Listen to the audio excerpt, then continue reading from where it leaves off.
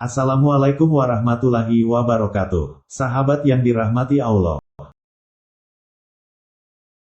Khasiat basmalah. Ketahuilah bahwa basmalah itu banyak mengandung rahasia di dalamnya, di mana basmalah tercantum di permukaan semua kitab. Sebagaimana Nabi Muhammad SAW pernah bersabda, sesungguhnya basmalah itu adalah merupakan pembukaan dari semua kitab. Al-Hafiz Abi Nuaim pernah berkata kepada Abu Bakar bin Muhammad Al-Maghribi at-Tunisi, bahwa seluruh ulama telah sepakat jika pembukaan kitab-kitab Allah yang diturunkan kepada para nabi dan rasulnya itu dimulai dengan basmalah.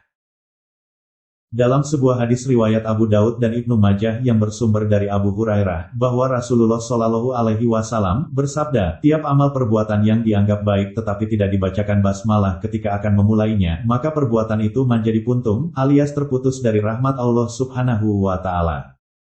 Di dalam kitab Isadur Rafiq karya Syekh Muhammad bin Salim bin Said Babasil Asy-Syafi'i, beliau menuturkan dalam kitab tersebut bahwa di antara makna basmalah adalah, di antara keistimewaan basmalah secara keseluruhan, adalah bahwa sesungguhnya siapa saja yang membacanya disesuaikan dengan jumlah huruf basmalah yang 786 dalam seminggu dengan tujuan untuk menarik datangnya sebuah manfaat dan menolak datangnya kemudaratan, ujian, atau takut dagangannya tidak laku, maka semua itu akan tercapai.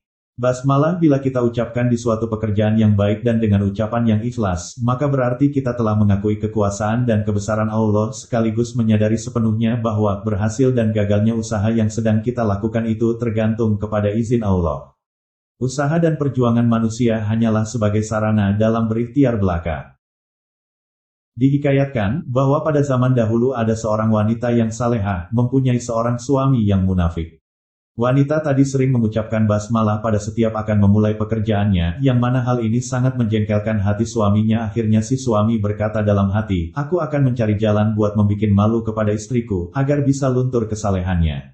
Maka pada suatu hari, dipanggilnya istrinya lalu berkata, coba simpan guci ini di tempat yang aman, tetapi tanpa setahu istrinya, guci itu diambil kembali oleh suaminya dan dilempar ke dalam sumur. Kemudian ia memanggil istrinya untuk mengambilkan guci itu dari tempat yang disimpannya semula. Si istri tanpa ragu pergi ke tempat itu, dan mengucapkan basmalah.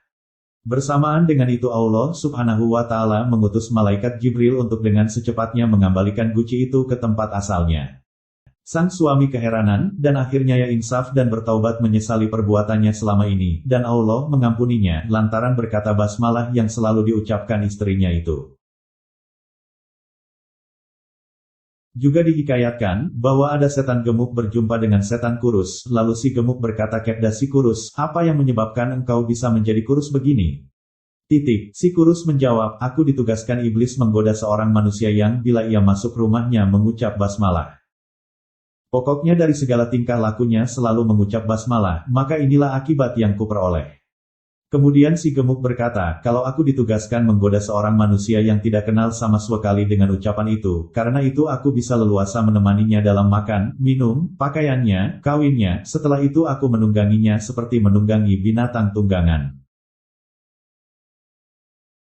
Kehidupan manusia tidak ada yang luput dari yang namanya aktivitas atau kegiatan sehari-hari yang bertujuan agar tercapai kebutuhannya dan mencapai kesuksesan, entah di bidang perniagaan, pertambangan, perindustrian, hiburan, politik dan lain-lain.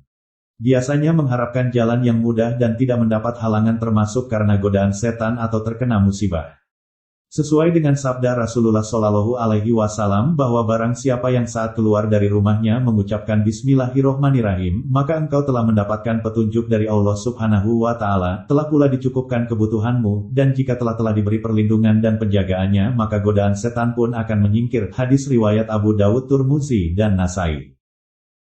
Begitu dahsyatnya khasiat bacaan basmalah untuk kehidupan kita, namun sayangnya hingga saat ini ternyata masih banyak kaum muslim yang tidak mengucapkan basmalah ketika akan melakukan aktivitas sehari-hari.